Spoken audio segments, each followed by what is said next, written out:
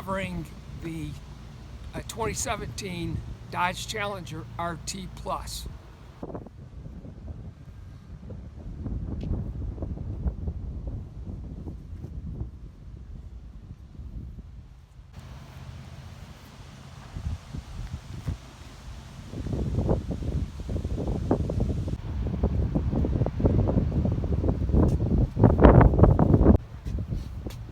So under the hood, you're going to see a lot of plastic on this car.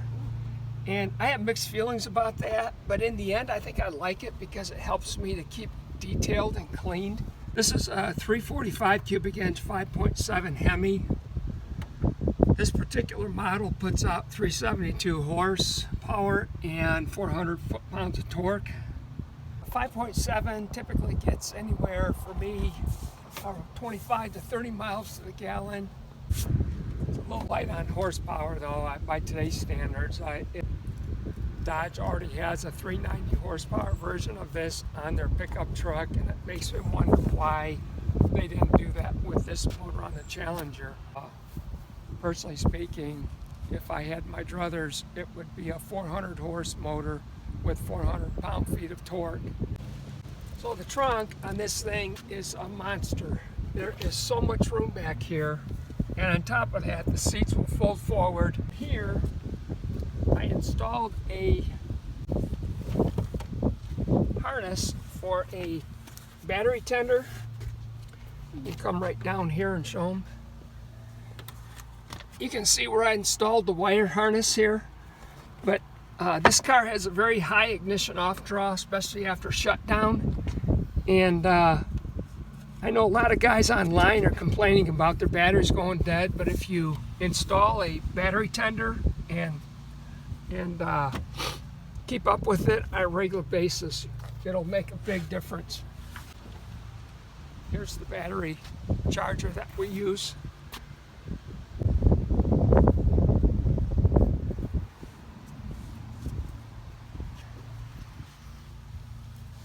So the RT Plus is, the plus stands for leather interior, and these seats are really, in my opinion, very nice.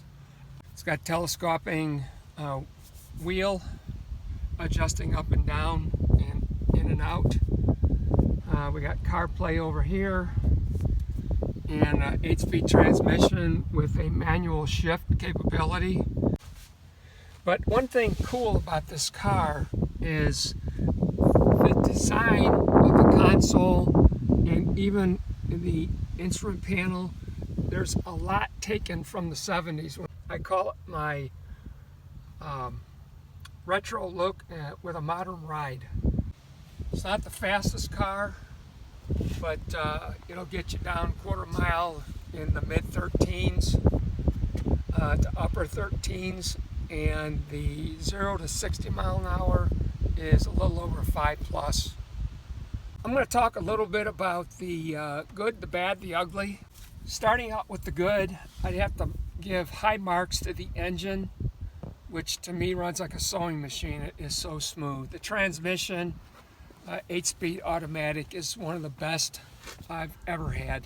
The paint I consider to be one of the best paint jobs. Very low amount of orange peel. The nicest ride I've ever had of any car we've owned. Makes for an excellent cruising machine. The stereo sound, big plus. Absolutely love it. When I go out for a 30 to 50 mile cruise, I typically will see anywhere between 25 and 30. So for the bad, in relation to the warranty, we had 2 module reflashes.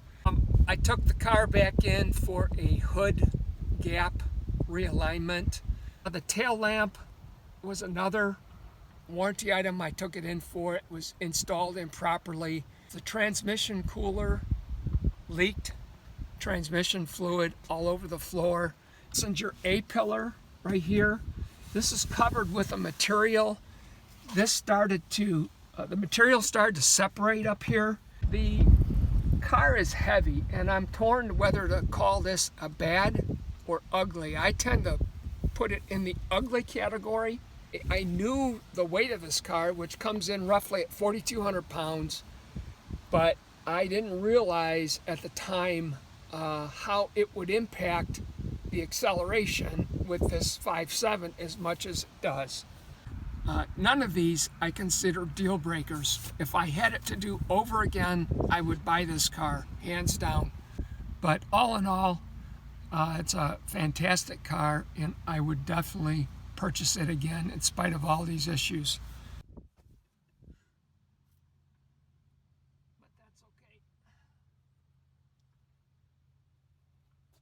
I'm going to turn on the heated seats on low. Heated steering wheel. It reminds me of the early 70s. I remember a friend of mine, his name was Brad, back in high school. Brad had the coolest car, and it happened to be a Dodge Challenger, a 72 with a 318 convertible top, and I believe 4 on the floor manual. And I tell you what, that car has never left my mind. It was so cool. Even to this day, I can't believe he had such a neat car.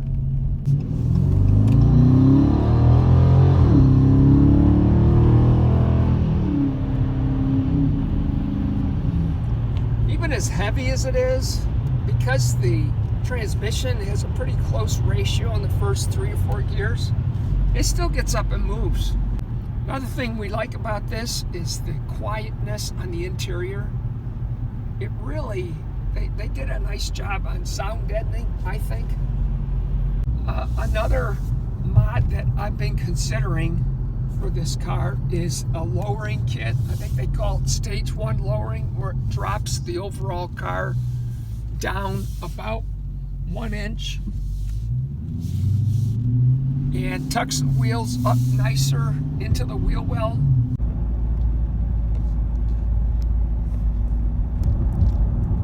Okay, here's vehicle info. See the air pressure. I'll run through some of what comes up. There's battery voltage, oil life, oil pressure. A lot of information is shared here if you want it. So down here, there's a button called Sport. And what that does is when you press it in like that, it recalibrates the transmission. I'm going to turn it off. Right now we're just under 2,000, and it dropped down to about 15. So that was about a 400 to 500 RPM change. I'm going to press it back on. You can see basically it's in a more ready mode for sport. Okay, we're in sport mode and manual shift.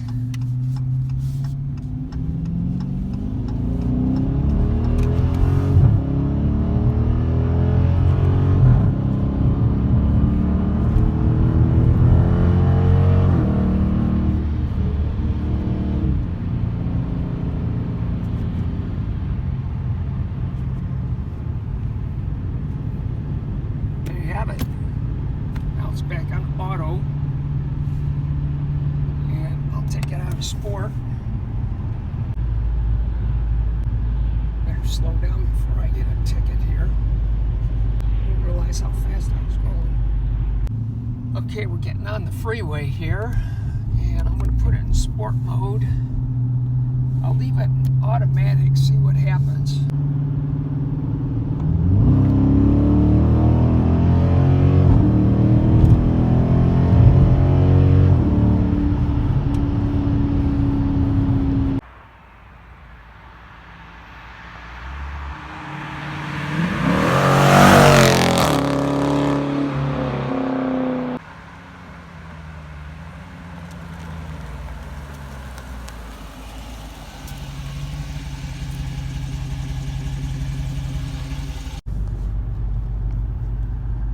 So it's got a very nice ride. It is smooth. Coyote, isn't it? Or a a fox. Looks like a fox. We have a fox crossing the road. Check the fox out. This is Fenton. That's unusual. Holy crap.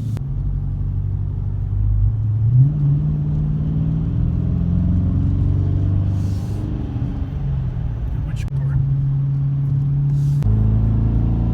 Oh, it kicks down fast when it's in a sport.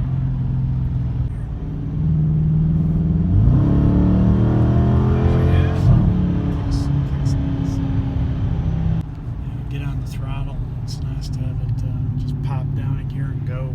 You know, it's like bam.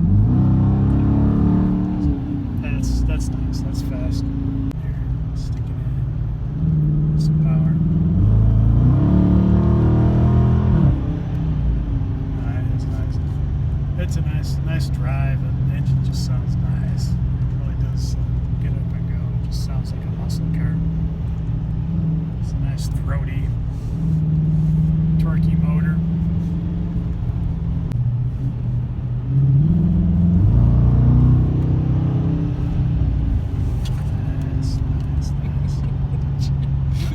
That's faster than I thought I could put it through the turn. It didn't. Really? It's like no real body roll, no squealy tires. It's I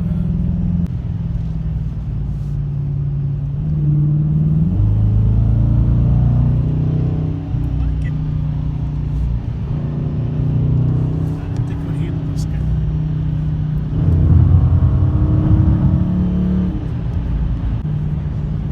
Some railroad tracks, and the suspension just sucked it up.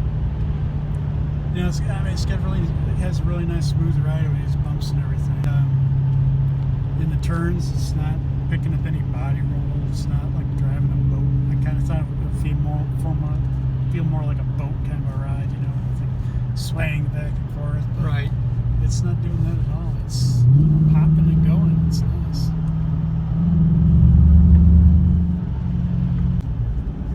If I ran over that like with my Porsche, you'd feel it. It would hit you hard. So this is a nice practical trade-off. Nice ride. Good handling characteristics. Yep, you can hear the exhaust notes nice. It's just loud enough that lets you hear it. Just cruising at constant speed. It's rather mute. It's easy to talk in here. Not a lot of body roll. I mean, it stays pretty flat. Surprisingly. It's really good for such a smooth riding car. I didn't expect it to be that good in the turns.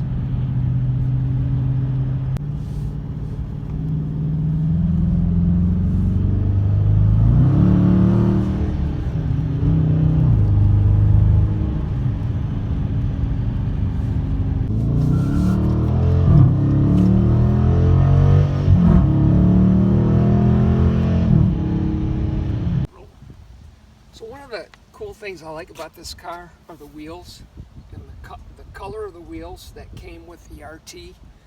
When I pulled in to the dealership, picked this car up, I actually thought they had the wrong wheels on. I was looking for aluminum color, but the RT came with this setup, and it's really grown on me. I love the dark, almost black metallic wheels with the white coloring. The other thing I wanted to share with you down here is the splash guards that we put on. You can see some of the work it's doing to protect the side of the vehicle. I had to do just a little bit of heat gun work to get these plastic parts to conform, but it wasn't bad.